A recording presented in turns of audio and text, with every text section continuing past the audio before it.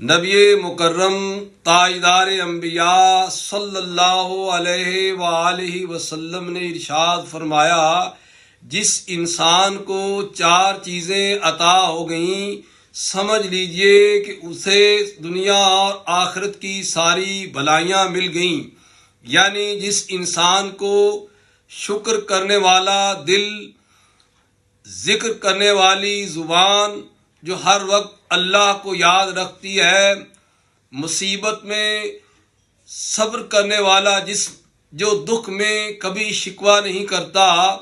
اور وفادار اور پاک دامن بیوی جو اس کے مال اور اپنی عزت کی حفاظت کرتی ہے، جس انسان کو یہ 4 چیزیں عطا ہو گئیں سمجھ لیجئے کہ اس کو دنیا میں سکون اور آخرت میں نجات مل جائے گی۔